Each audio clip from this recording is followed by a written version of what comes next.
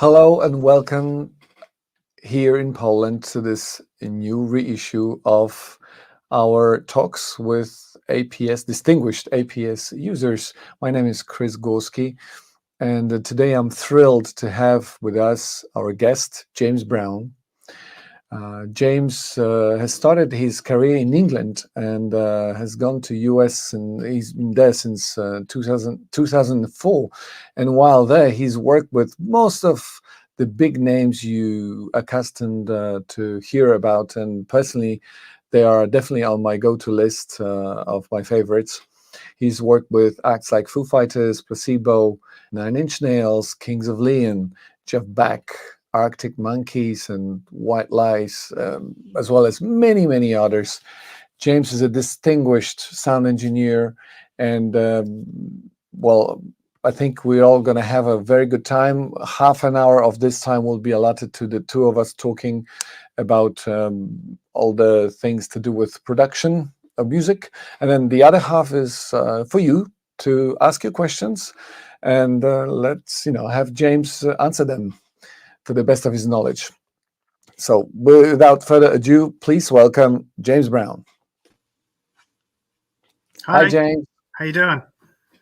Good. How about yourself? What time is it? It is 11 a.m. Okay. Isn't that too early for you? Is that okay? No. It's okay. I'm a dad. So no. Oh, yes. That changes a lot in a man's life. Yeah. It's 5 o'clock here in Poland. I do hope the others are not too far off, and they can always watch this video afterwards. Just as a reminder, this stays online. So thank you very much for accepting the offer. You're one of our favorite users of APS speakers, and we are starting this series again with you. And personally, I have my heart beating at 150 because obviously we have a legend in front of us. So I would like to ask you a very maybe everybody asks that question, but you told me before we went online, it started with a live working as a live engineer. How long has that lasted before you moved to studio work? First of all, thank you for having me. I didn't really live engineering was not something it was something I did by proxy, primarily because my first job was on a recording mobile in Europe. Okay. Called Fleetwood Mobile. Yeah. And which was great, for a 17-year-old kid to travel around, see all these places in Europe, go to shows, and it's just a really good grounding. So the live side of things I just ended up really doing by default from working with bands and being in the live show format a lot with recording anyway. Okay. So what made you move to US? Was it the market? My wife. Okay, that's a good choice. Yes, very good reason. Okay. We it's funny, I always in the back of my mind, I always wanted to kind of come to New York if things went well for me career-wise. I always kind of wanted to come here. Okay. It just so happened it wasn't because of work that I came here, but we came at a time where it enabled me to get my foot in the door, so to speak, without really having to start again. All right. Good. Sometimes timing just works out well, Things do sort themselves out when you're on the right path. So you started on analog, probably just as much as I did. Yeah. So how was that for you, and how do you feel about having moved? I suppose you moved all to digital in terms of recording, at least. How do you feel about that whole revolution taking place? I can remember when it started. It was a slow transition for me because, much like you, I was around when analog was still very much the only format. And so I don't know if your experience was the same, but it was a good 6-7 years before digital really made, really took hold. At that time, I was still kind of in staff, on staff at various recording studios, and obviously all of those studios were analog equipped. And for a long time, you know, I worked at a studio called Rack, and for a long time they actually sort of just stuck their flag in the ground and said, "This is what we're doing. If you want to bring Pro Tools in, you can hire it." But Okay. they wouldn't buy a rig for years. Like, All right. and so my exposure to digital was actually quite slow. It was quite a slow burn, because I was working in a studio where people would literally come to record analog anyway. Yeah. And you know, it's one of those things. Progress moves on whether you want it to or not. I was easy with it. I didn't have any real problems with it. I loved the fact that editing and compiling and those types of tasks became that much easier. But it was just, for me, it was, you know, when analog ended, I can remember thinking, I'm so sick of tape hiss. And then, of course, 10 years into using digital, now I'm starting to miss that. And I miss the saturation. It's neither here nor there. It's just one of those things. Each format has its pros and cons, you know. One of the surprising things that I've kind of come up with over the years is that I'm missing the time for the rewinding of the song. Yeah. It got my ears into kind of a reset mode, whereas here you're looped, so you're hearing the material all the time. So if you're working, you don't have any breaks. So kind of, that's, for example, something I'm missing. But I don't miss. I find it's beholden on you as the operator. You can actually insert those gaps. I mean, without wanting to piss anyone off. You can make a cycle at the end of the song. It's true. Right. I've never thought about it. I have to test that next time. Thanks a lot. It wants to be a hang. You know, it's fun if it's a hang. Like, you hit stop, you've just done a vocal take, you just have a chat, let's have a talk. You know, what's happening at home? You know, what happened with the football at the weekend? It's exactly. You know, it's nice when you're in a room with people. Like, this is what we've missed for the last year, is not being in rooms with people. Yeah. Was it? Did you work over the last year at home, or was it much? Yeah, a little bit. For me, my situation is somewhat lucky in the sense that both me and my wife can work remotely anyway, and so so my last 4 or 5 years has been predominantly unattended. You know, mixing, unattended sessions. You know, so sometimes, most of the time, that's kind of mixing. Sometimes it's editing. Sometimes I can do bits and bobs for people without them actually having to be here. Okay. And so when COVID happened, not really a lot changed, you know, except for the fact that everybody was in the house at the end of the yard, you know. So that was really the only sort of challenge for me with regard to that. You mean with children possibly coming in and asking things all the time in 5 minutes? Or can you take me here, and can you drive me to this place, and you're in the middle of, you know. Yes, mixing or Are you using things like audio movers and other tools for sending live feeds for your clients when you're mixing? I don't, but I know people who do, who you know, it's very successful for. Like, for me, I've always kind of gotten away with, most of the people I tend to work with are happy with an emailed MP3, you know. Okay. Yeah. It's one of those things. If it works in that format, then it's going to work in HighRes as well. So sure. Yeah. All the more so. Speaking of which, do you do HighRes? Do you work in high resolution, or is it still? I tend to stick at 48, just because my 4824, I tend to downscale my mix sessions, because I'm still working on a fairly old Avid system, and it just handles all of the processing is still TDM. So it's, for me, you know, I end up with less DAE errors, and I'm working with the limitations of an older system, which is still working. But as long as it works, don't fix it, they say. Do you have a hybrid system, or do you work in the box entirely? For mixing, it's mostly in the box, but I mean, I have, you can't see, but the laptop is sitting on 3 racks of outboard gear. So if I need external processing, what tends to happen is I'll farm it out and then and record it back in, and go back and in. then just make sure that the timing's still correct. I still do a fair bit of that, but for the most part, it's all in the box. Okay. Is this a modular behind you that I'm seeing? Yes. It looks very flashy. It's very nice, very impressive. So do you do arrangements as well, stuff like that, or is this part of your job description? No, well, I've always been a musician. I've tended to avoid being a musician on sessions with other musicians unless, if I'm producing, it comes up. But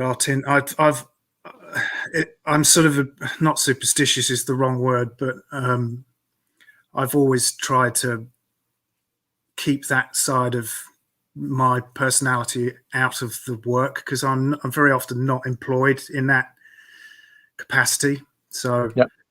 Do people ask you though when they see the keyboards, hey, can you put, it would be nice to have like a keyboard riff or something, and they don't have a keyboardist. So okay. Yeah, it comes up. All right.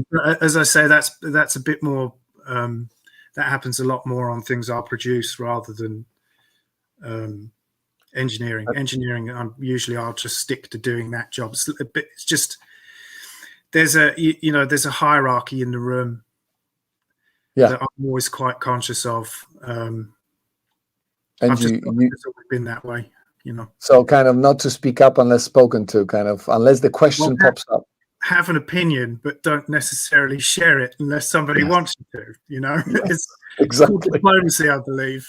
Yes, it does. That's what makes for a long life of work, I think. Yeah, it's also I also find, and it's one of the things I miss. I've missed in the last year is being in rooms with people, because very often my best work is when I lay out, if that makes sense. It's supposed to be a collaborative effort, and I like when I pull a record that I've worked on 10 years ago and forget that I worked on it, or what it does is it allows me to be surprised by what we've done, because it's not all me. It's not what goes on in my head. There are still these sort of elements of unpredictability that can make a project enjoyable years after you've completed it, if that makes sense. Yeah, it does. What would you, since we're talking about the recording process as well here, how important is it in the production process? You mean, is it like, do you prefer to fix things as you go along and move the mic if you need to, or change the microphone, or is it like, oh well, I'll just deal with it, put on a trigger or something and sort it out later? How does that work? Very much fix it now. That's that mobile recording mentality. That's being at live shows. That was my first job, and that still governs my thinking in a lot of ways. If something's broken, you fix it now. Don't move on unless it's holding everything up, and there's a solution that you can do later down the road. In the interest of keeping things going, fix it now. Like if it's for example, if your drum performance, actually a great example is brass. If your brass arrangement is not working, or you have a player that's out of tune, there is nothing you can do after the fact. You have to fix it there and then. Otherwise, you'll always be stuck with that mistake. And as you know, making records, even in the age of Pro Tools, you're still, every piece is a foundational piece for the next thing that comes, or the next thing that needs to come. So it's, I mean, as with all these things, it's a balance. If you're holding people up for something that's not important, you should probably let it go and move on. But if it's important structurally and is going to affect the ultimate outcome in a negative way, then it should be fixed always.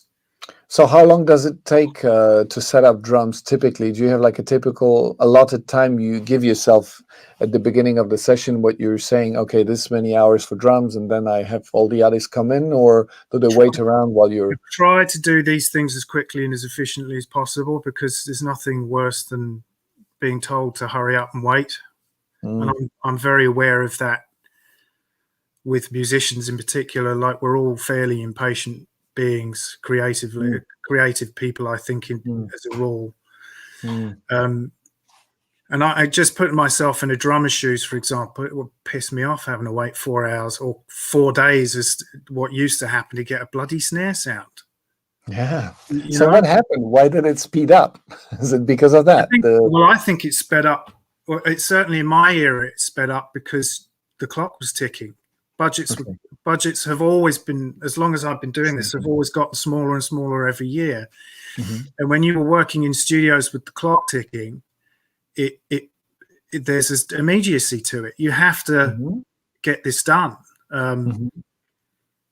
You know, it's in the age of everyone working from home, that's kind of disappeared a little bit, and I'm not sure if that's good or a bad thing, because Mhm. you know, spontaneity is always your friend, I think.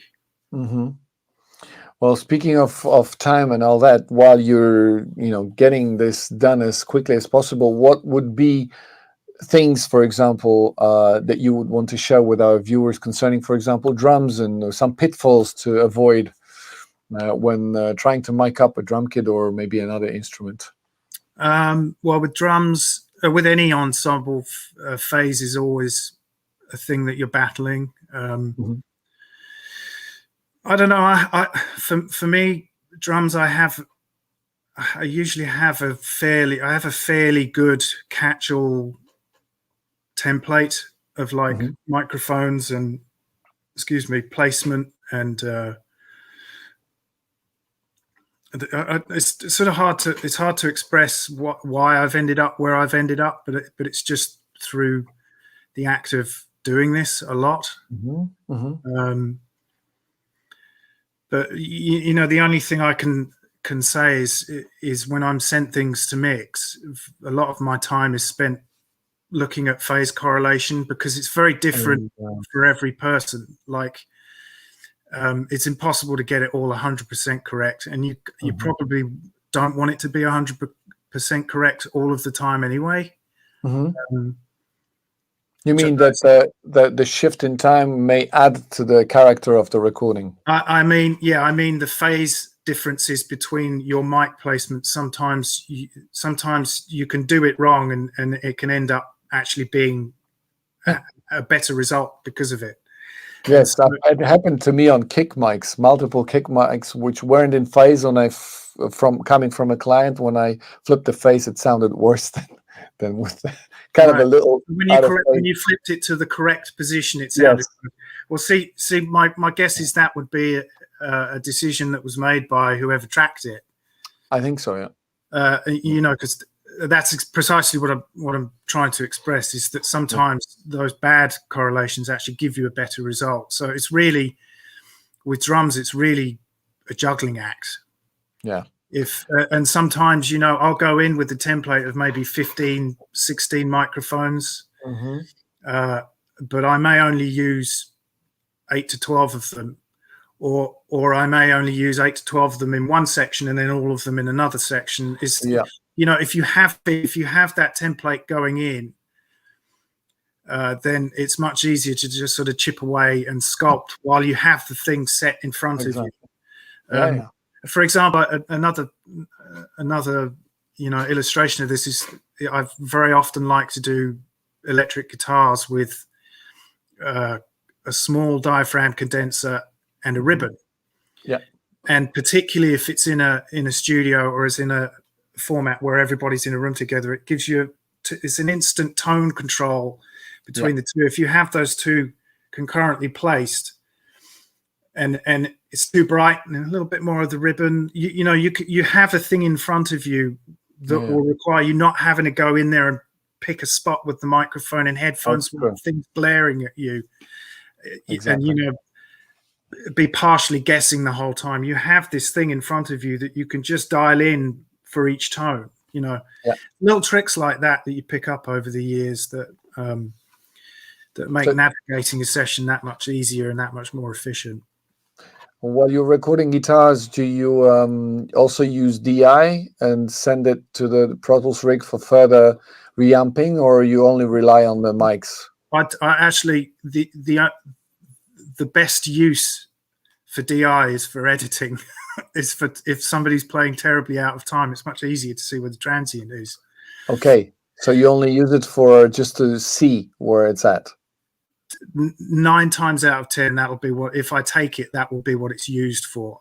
I get it, because obviously the attack is quite visible, whereas after the amp, it's all kind of one big. Sometimes as well, you know, it can be, players can be incredibly dynamic on DI. You'll set a perfect DI setting, which of course will dictate what's going to the amplifier. So you can't change it once it's there. And then you find out when they're playing that much harder, and everything's clipping and it's unusable for rebroadcast anyway, you know. Yeah, that's true. So very, very, very often, like I will rebroadcast things periodically, but only only when it needs major rethink or research or surgery. You know, very often guitar tones I'm very, very particular about. Okay. They're like pieces of a jigsaw that have to fit together, and if they're not fitting together, it's more often than not, it's just re-record it. Find out what's wrong and then just do it again, because the player already knows the part. It's so do you like kind of you want to get that sound again, coming to the philosophy of fixing it ahead.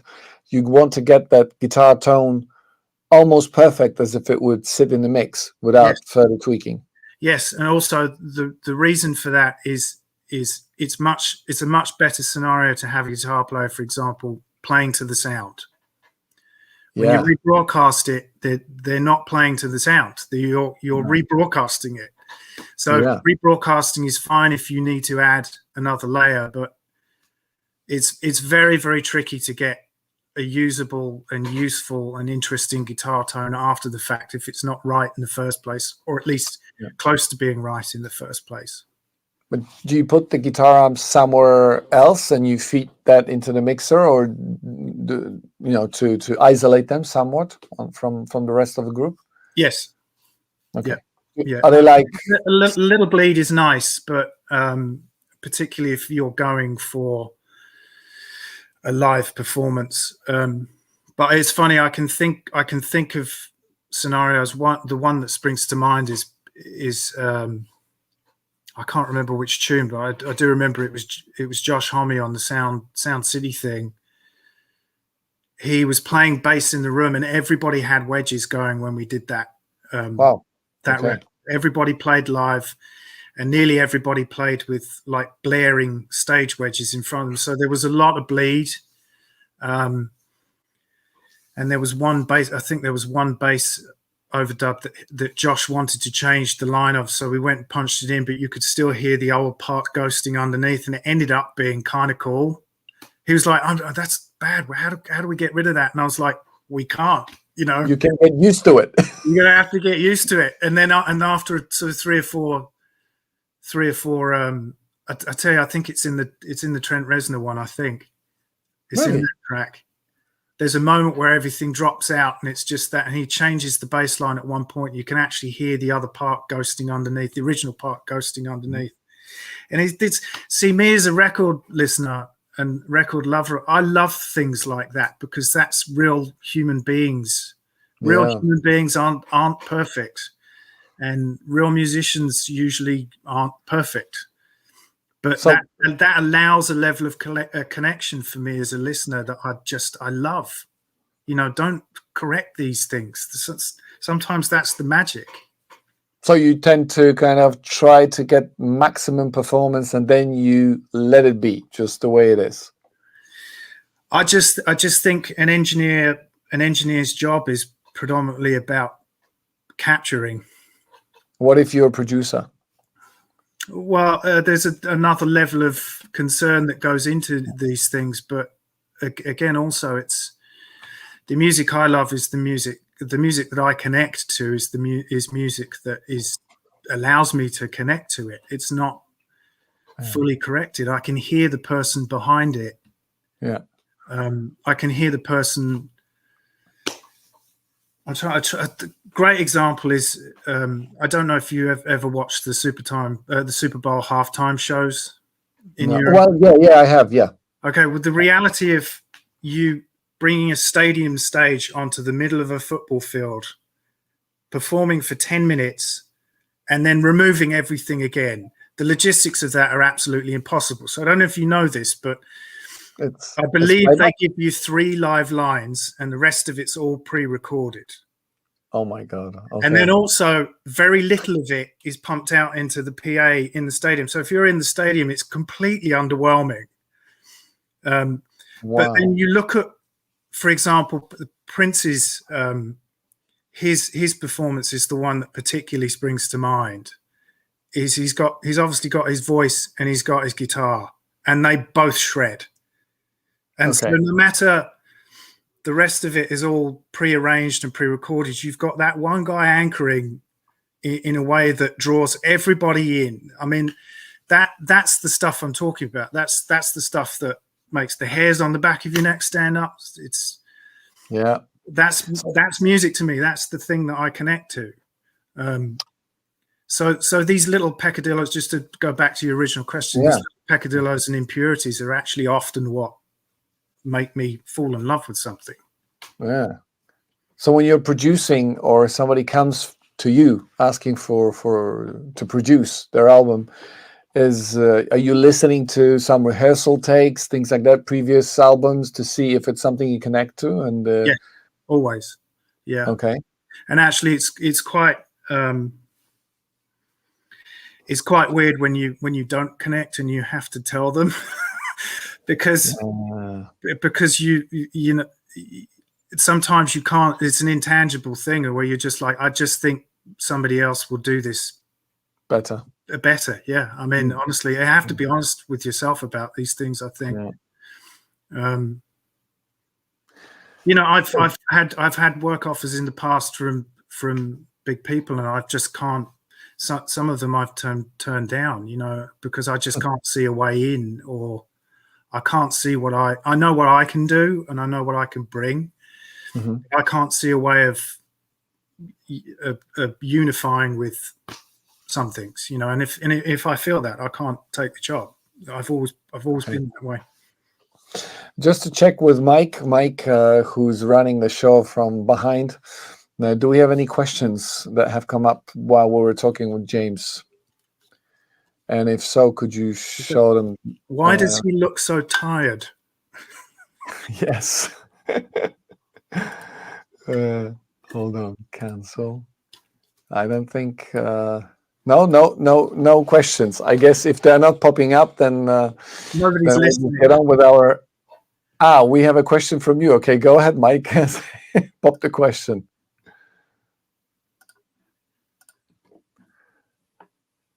I'm surprised. Okay, I'm surprised to hear you using a small diaphragm condenser with a ribbon on electric guitar amps instead of the evergreen SM57 R121 pair. Why is that, and what's your favorite pick for these mics? I do like SM57s, and I do like. I also like Sennheiser 421s. I think that's another pair of mics that can give you a good. A palette to blend with.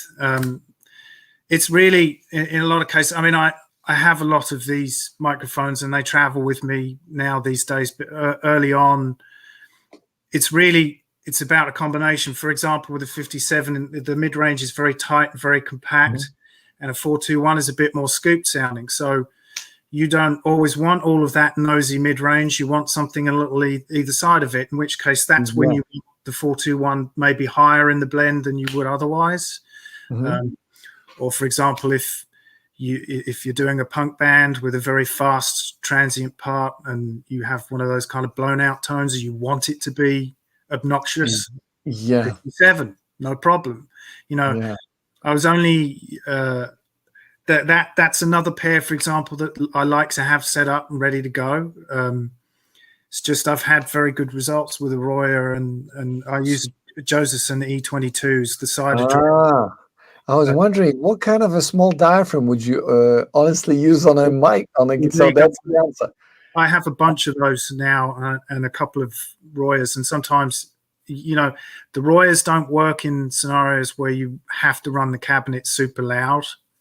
Like any ribbon does not work so well. in that environment. But if I can get away with having, you know, a pair of those two things, and then also a 57 and 421 in reserve, or an RE20, or, you know, there are certain pairs that just match very well for that thing that I was talking about, where you can just dial it in on the spot without having to go in and move things around. Exactly. Just a bit more of an efficient way of dealing with it. Yeah. There's a do you mix both guitar mics on the way in and just have single guitar track, or do you set the balance later in your DAW? Okay, so with analog, always commit, and with Pro Tools, you don't have to. So I will commit a balance in Pro Tools after the fact, but there's, with Pro Tools and with, you know, never-ending track counts, it doesn't really matter as much. You can leave that flexibility in it. Although, having said that, if I'm sending my sessions to other people, I will commit. Okay. You'll commit. Okay. Yeah. So that's a good choice. So you want them to have whatever you think is the best for the track. Yes. Yeah, because it's like I said, it's everything that you put on there is a building block for the next thing. So if that's how we used to make records in the old days, with analog, with a minimal track count. That's how you used to do it. You would build it from the bottom up. Do you still record on Studers and things like that, or? Hasn't come up in a while. Like, yeah, it hasn't come up in a while. So I mean, I think it was funny. It like had a hot minute when we did. It got fashionable again for a hot minute when we did Wasting Light with the Foo Fighters, and I think that record, more than anything, had a sound that was partly informed by the fact that we used tape. It was partly informed by the fact that we recorded it in his garage at his house, and it was also partly informed by the fact that we had an API 1608 that had a crispiness and had a very finite sweet spot where you, if you went too far with the distortion, it was really not very nice. and actually through mixing, we discovered where that was. Okay.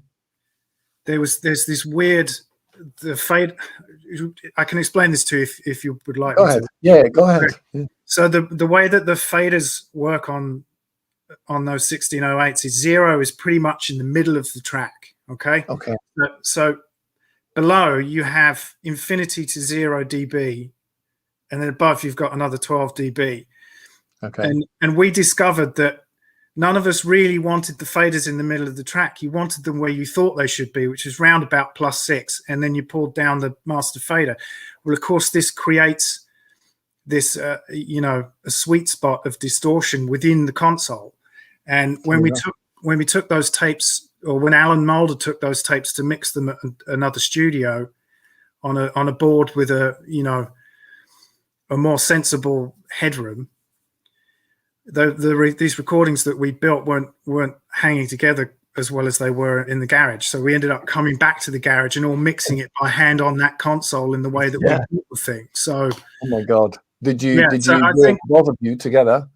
There were 4 of us. There was myself, Alan, Butch Vig, and Dave, all on the console doing manual moves and recording to half-inch simultaneously, and then everybody get it? You get it? Did everybody get it? It was like that at the end of every pass. Would you splice? I fucked up the tom fill in the first verse. Oh, let's go again. Okay, you rewind the tape and then you go again, and everybody was tom moves, and it was really fun. It's really fun. I remember those. And would you splice the mixes then to get the perfect mix from different passes? I think we did that with 1 or 2, but I think nearly all of them were live performance mixes. I think nearly all of them were. I think there was maybe one song where we cut between two passes. Well, I'm gonna re-listen to that album, thinking of you telling me that. Well, when you do, listen to the crispiness of the top end. That's the that's what I'm talking about with API. It ended up. It's one of those things. It's another imperfection, but it's specific to the sound of that record. Speaking of API and consoles in general, summing, is this your thing? Do you use plugin emulations of different consoles? How do you do that? No, I don't. But I'm not I'm not really sure why. I often find I have a summing mixer, which is what I mix through. But I often find that, like traditionally, I would always have a compressor and possibly an EQ over the stereo bus. I don't do that in the box. I found it always makes it worse somehow. You know, so if the balance isn't right, you'll fix it on individual tracks. Yeah, I have to feel, you know, I'll use in the box kind of serial compression. Okay. I'll tend to do it that way rather than, or if the guitars need a layer of distortion, then that will get farmed out through a outboard distortion unit. Sometimes, you know, sometimes Decapitate is very good for that, where you can just add a layer of saturation underneath a mix of something. So you're talking about the Soundtouch plugin? Yes. Yeah. I mean, there are certain things. Like, for example, Peter, I can't remember, I'm spacing on his surname, the guy that does the National, Peter Katis. Okay. The way Peter Katis works is he submixes everything out of 5 or 6 stereos. And each of those, so drums will be a stereo, and then guitars will be a stereo, the bass will be a stereo, and so on and so on. And each of his submixes has a processing insert hardware. Now, he's an incredible mixer, by the way, and his mixes, they have a sound that I'm pretty sure is because he does it that way. I would like to do it that way, but I'm not set up to do that this way here. Or I'd like to experiment with that. All right. So you mentioned Soundtouch plugins. Any others, so are you mainly stock, or rather you tend to use something else than the Avid stock plugins? I use stock stuff in the same way I would use a console, for example. So like just very broad stroke EQ or compression, and then, you know, I have a few add-on. You know, the Bomb Factory stuff is great. You'll realize that my rig is so old that I'm talking about things that are also very old still. Bomb Factory, I remember still, and I remember it sounding great. So I think it hasn't changed probably since. Yeah, I think I'm at that point where I need to now, though. So why are you gonna get the new Mac M1 or M2 or whatever, and a new Avid Carbon or something? I certainly need a new front end. Yeah, I'm not sure about the machine. I'll have to work that out at some point. Okay. Maybe I should get a Studer and a console in here. There you go. That would be nice, wouldn't it? I miss consoles. Basics. Hambake Cafe, this is our friend from Poland. Hi, James. Amazing possibilities nowadays to have you on the show and be able to ask a question. I'm a huge fan of your work with the Foos and the other bands you were involved with. Okay, what's the question? Okay, my first question is, have you ever been to Poland or at least had a chance to listen to some of our rock bands? Sadly, no, but I'd love to. It's okay, Hambake Cafe. We're going to send some to James to make sure he has his list on Spotify to listen to. Terrific. Yeah, Mike was. Oh, my first. Have you ever been? So that we had that already. Mike, is there a second part of the question? We'll just get on while he's typing up his second question. What about? Okay, I was wondering about the way you record acoustic guitar. What kind of mics and placements do you use? Well, that's a good one. That's a good one. Yeah, acoustic guitar. Acoustic guitar is a giant pain in the ass to record. Sometimes 57 on the bridge, sometimes a large diaphragm off center in front of the guitar, sometimes a pair of large diaphragms in sort of flamenco style, so one over the shoulder and one in front. That works really, really well if you want to not have it purely mono. You can do a spread with it. In fact, I'm trying to think of an example where I know I did that. There is a song on the last Sonic Highways. I believe it's the Seattle song. It's very acoustic, and it's a lot of layers of acoustic.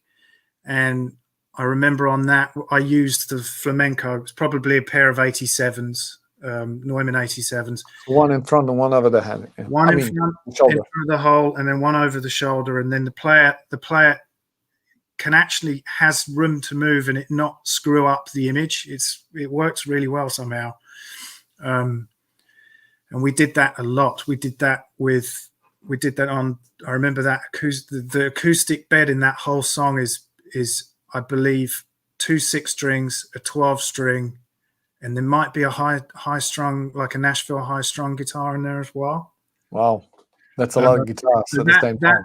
Because we were working analog on that was something I committed to doing it that way when I'd heard the demo, or when we were first starting to record. I'd heard the demo, and in my mind I was like, I'm going to do this way, and hopefully it will work.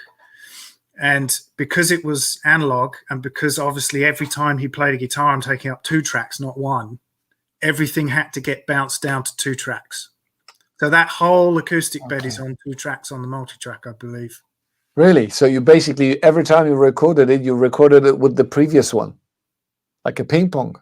No. I had a slave reel with enough room on it, so I captured it all, and then we bounced to 2 on the master reel. Okay. Happened. Okay. Yeah.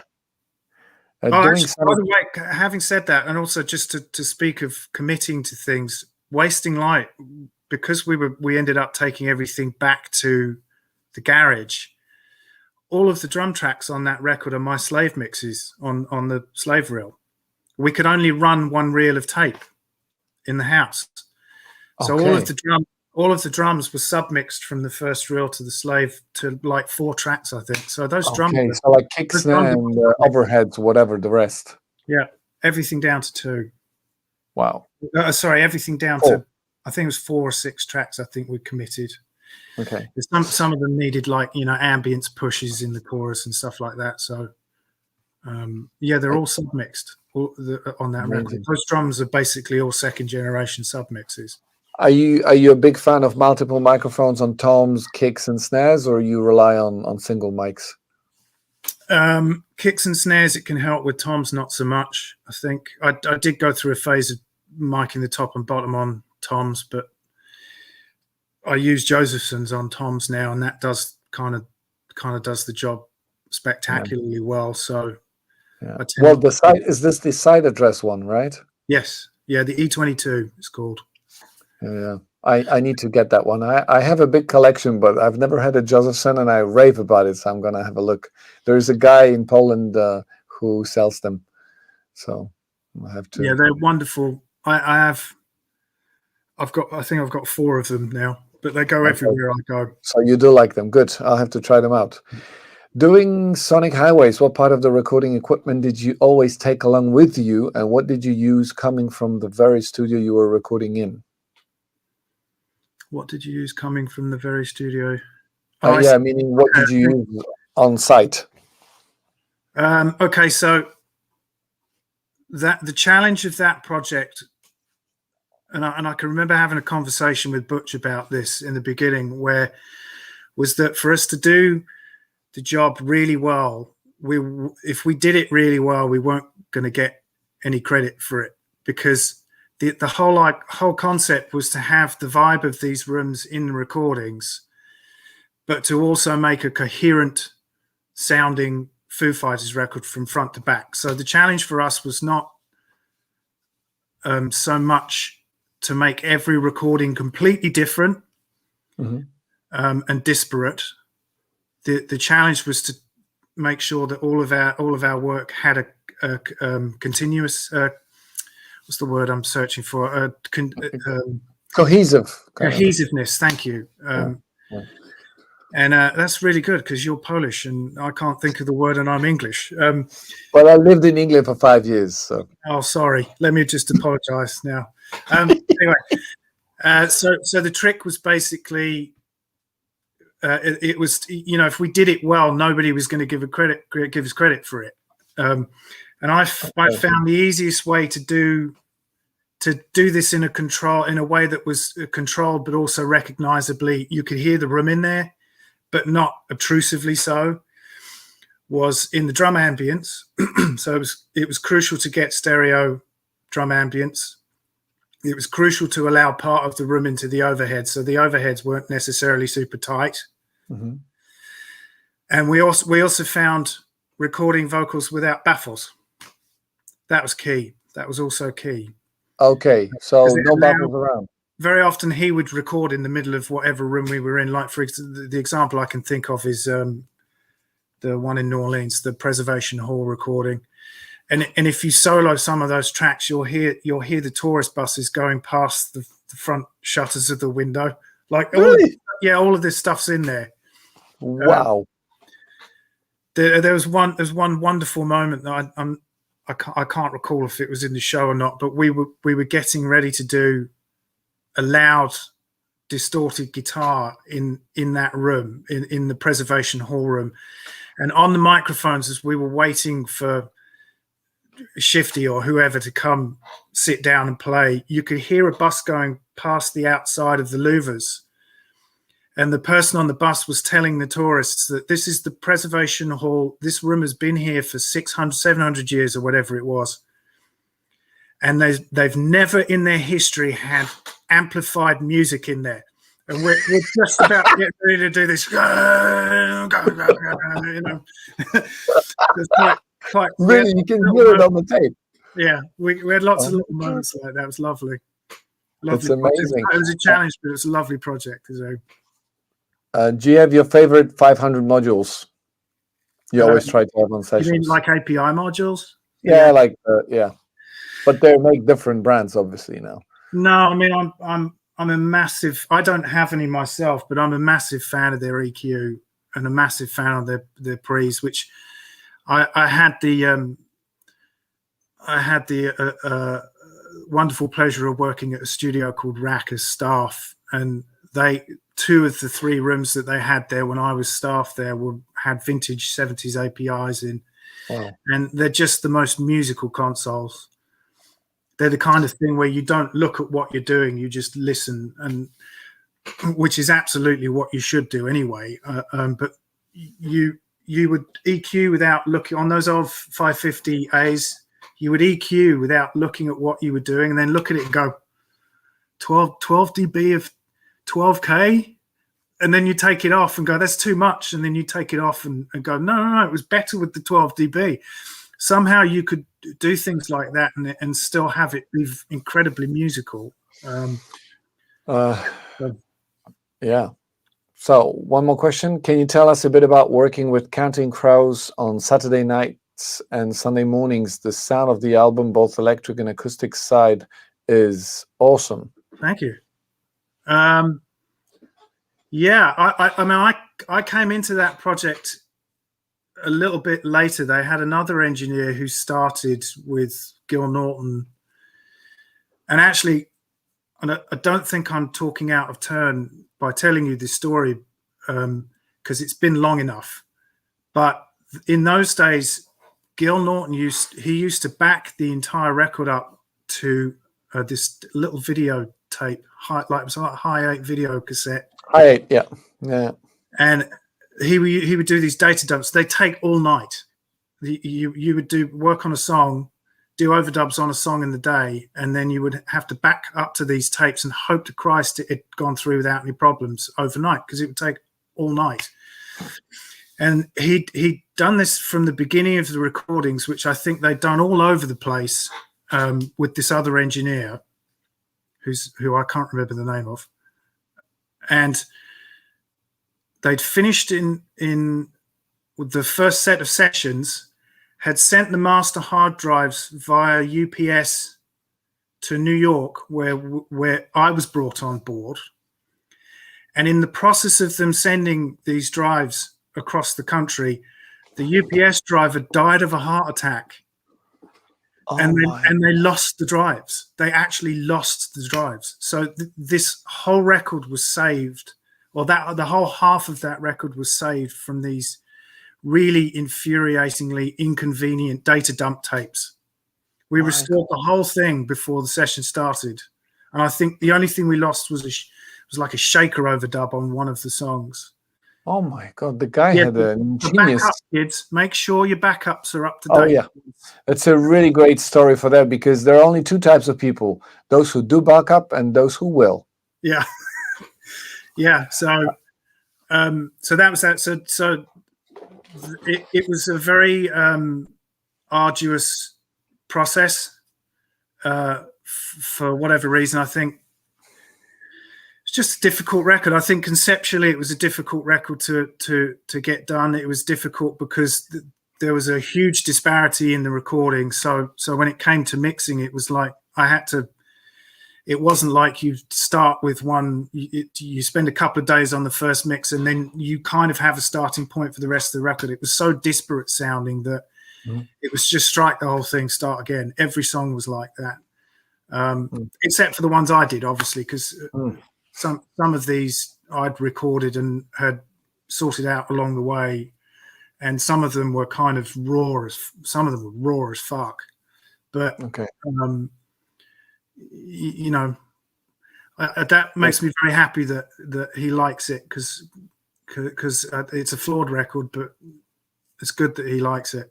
But I think it's something to do with what you've been mentioning, is the type of magic that you have in music when you listen to it. It basically doesn't. It's really independent sometimes of the intrinsic quality of the recording itself. It may not be perfect technically, but it still may be a great song that touches you every time you hear.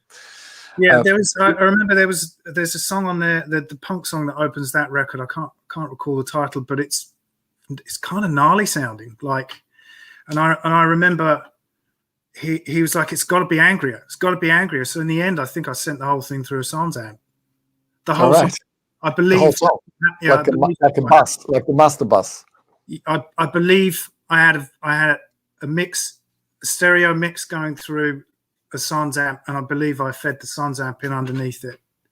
I seem to recall. It's a long time ago, but I seem to recall what. I'm pretty sure some of the guys looking at that video will be doing that 5 minutes after they've listened to that. Yeah. We're here and together because you're one of our favorite APS users, and we maybe should talk a little bit about that. As you know, APS makes speakers, for those who don't know, and James has a pair of our Ians. So I would like to talk to you a little bit about that and what it really is. What function does the monitor have in your workflow? How much do you rely on certain monitors? Do you take some monitors around when you work? How is that for you? You spoke about headphones as well, but let's start with the speakers. I don't tend to take speakers with me where I go, but that's only because it's quite cumbersome to do that. But in terms of my workflow here, I mix through them 98% of the time. Okay. I work at actually quite low volume for the most part, unless the only time I'll tend to work loud is if we're tracking and you need air to be moved. But they're really good across the board. They don't change very much when you turn them up, which is always a feature I like about monitors. Barefoots are very good for that as well. Not that I'm selling those on your website, but but I don't. I do agree. Yeah, I have APSs and I love those. So, but Butch, for example, and on those Foo Fighters records, all those guys have those mini mains, and they do the same thing that these do. That when you turn them up, the mid range doesn't change and the bottom end doesn't disappear, and they just stay uniform from top to bottom. Exactly. Yeah. So yeah, that's really it. Have you heard of our EN2s? We have met with the guy. We've paired up with the guys from Germano Studios, Tony Germano, who's been very, very kind to us all this time, and he's proposed a collaboration. So we have like the EN2s, which are made in collaboration with Germano Studios. So if you haven't heard them, we'll send them to you just to check out. Yeah, maybe you'll find them an upgrade worthy of your place in the studio. Yeah. What about headphones? You said you rely on headphones as well. I do. What do you use? I'll show you.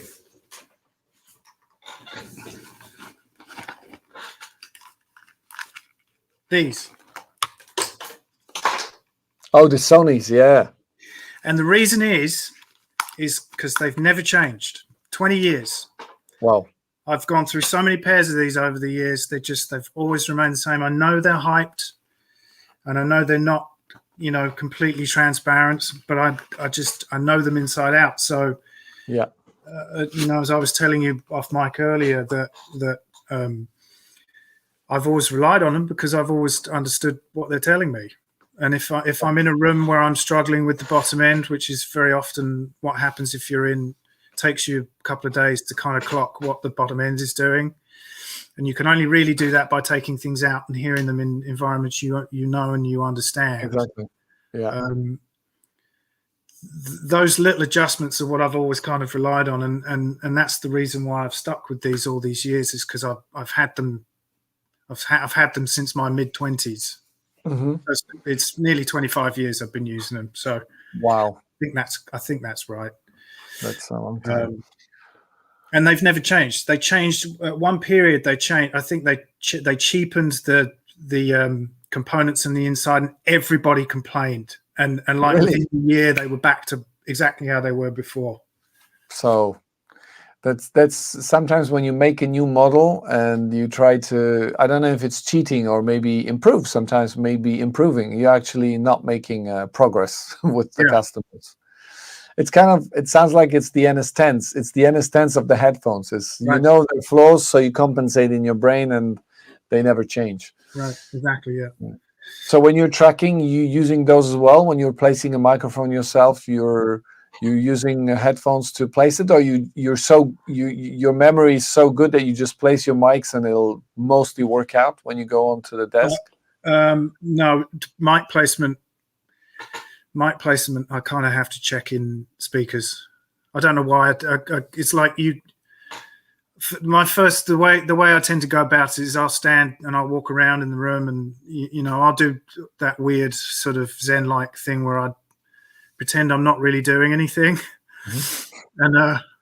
and sort of walk around the instrument and just sort of poke my head in places they probably shouldn't go, and decide, okay, I'll put such and such there, I'll put such and such there, I'll do this way, and then it's a case of me checking in the control room or on speakers or what have you. And if it's not quite working, you're going to move it. I'm going to move it, or it may suggest to me what needs to change, and I'll change it. And it's really, it's a process. Yeah. The trick is to try and do it quickly and efficiently so people don't get bored. Yeah.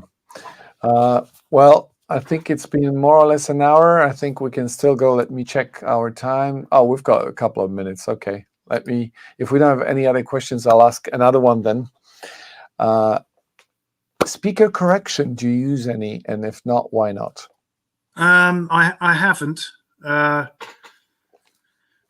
predominantly because I've just over the years have trained myself to get round any question marks with rooms. I rely on the headphones. That's really what there is to it. It's the same thing as saying, I have, how people check mixes in their cars. I actually hate doing that because everybody's car is completely different, and I actually find it can be quite dispiriting.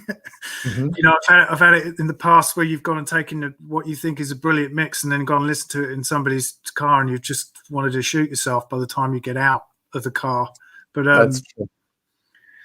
Everybody has their kind of touchstone checkpoints.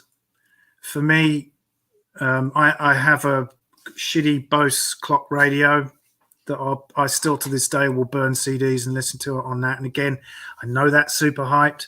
I'll check it on the phone through the crappy little speaker because that tends to be how everybody bloody listens to music now. Yeah. So it has to be there too. That's true. I'll check it on our main stereo in the house. Those are my kind of three main checkpoints. And if I'm not, if I'm somewhere else and I'm not at home and able to do that, I've still got the phone, I've still got the headphones. Do you master yourself, or do you rely? I mean, what do you think the whole thing about mastering? Because obviously it's a big part of the sound nowadays. Yeah. And the compression and the loudness. What do you think? What's your stance on that? super hyper compressed mixes, and how do you feel about the mastering compared to your mix? If you can say. No, it's a funny one. It's a funny one. It's a difficult one to broach, because my personal, I've made all of my decisions when I've mixed, and so Exactly. if somebody is adding mid side to it, or if somebody's over compressing it, or somebody's, for me, mastering, if the mastering doesn't come back to me, and I don't recognize it as mine, I immediately have a problem, because I've spent a great deal of time and consideration in making this the way it is, as I've sent it to you. And very often what I'll do is, when mixes go out to clients for approval, I'll run it through a limiter, just enough to kind of make it competitively loud, not mastered loud, but competitively loud, so that when they listen to that next to, Eminem or whatever, then they're not going to come back to me in the first comment be, why is it so quiet? But the way I tend to do the limiting part of it is literally so that it doesn't destroy what my balance and the way I've constructed the mix. So I don't like it when mastering engineers go to town on my stuff, which means I've never really been a participant or willing participant in the loudness wars. So you'd be perfectly happy listening to the mix, right? Say again? You'd probably be very happy listening to your mix, just kind of normalized, say, and that's it. Well, I like that. Well, that's sort of what I'm trying to express in not in a very good way, but I like to have my mix compete with certain things, but I don't want the integrity of my mix destroyed by smashing the bollocks off it, or EQing, or adding mid-side and making it super wide. I've already built the wideness into it with my placement and EQ and reverb choices. Why the hell? Yeah. So just make it competitive, get it ready for the marketplace. We're good. Job done. Thanks. I'll tell you a story about Ted, because I love Ted Jensen. Ted Jensen, if I have a choice and they have a budget to master on, and it's rock music particularly, I would always put Ted Jensen at the top of the list, because he's just somehow he seems to understand what I do and doesn't fuck with it. It just comes back loud and proud, and it still sounds like my mix, and I don't really know how he does it, but he does it really, really well. Now, Ted Jensen was also the unfortunate recipient of all of this backlash from that Metallica record. Yeah. I don't know if you remember that. I remember Death Magnetic. Yes. Now, that record was sent to him that way. That's not something he's done. And the poor bugger's taking all the flack for it, so... Yeah, well, I think there's a vast misunderstanding about from the general public, perhaps, as to what mastering is and what it should bring to what you do. Yeah. And I know this because I also have friends up here who are mastering engineers who complain about that all the time. They'll get emails from people saying, "Can you make my mix sound like so and so?" And cue rolling eyes emoji, and I can understand their frustration. There was some kind of a public talk with Andy Shepson. I believe he was involved in that, and he basically said the band was presented with different varying levels of compression, and they chose the loudest one, and that was it. So, I mean, it's usually, that's my point. It's usually a choice. So, it's I have the same sort of level of disdain for those kind of scientific deconstructions of why loudness is ruining music. Very often it's a choice. I'm not really a subscriber to either side of the argument. I can only speak for myself in that I've tried to mix super loud, but my problem is I like to feel the bass, and ultimately I can never get myself myself to compete with people who are really good at mixing loud, because I like bass. It's one of the things that moves me in a mix. You know, That's why I like your mixes too. Thank you. It's very nice of you to say. It's Hamburger Cafe is the last question, maybe, so not to take up too much of your time. What is the next big thing you're working on? I can't tell. You can't tell. Yes, exactly. Okay, what's the small thing you're working on then? The small thing I'm working on. Taking kids to the fanfare. Exactly. No, they're a bit too old for that now. I've been mixing an audio book, which has been terribly fun. It's very unusual. It's a very unusual project for me, but it's been really fun. This guy Zeb Gold has made this accompaniment to his own record, where he's written a novel for the book that comes with it, and he recorded himself reading it, and then thought this needs some kind of sound and music and sound effects behind it. So I've been doing that this week. Great. It's been really fun, really refreshing. So whenever you finish the next big thing you're working on and it's posted, then we'll let you guys know. There you go. James, thank you very much for your time. It's been pleasure. wonderful having you here, and best of luck with everything. Yes, on the next project. And we'll be sure to send you a pair of AN2s to check out. You guys, thank you very much for being with us. Obviously, you can listen to the whole thing and watch the whole episode on YouTube, on our APS channel. And well, I see you next time in a month, thereabout, for our next episode. Thank you very much, and goodbye. Bye, James.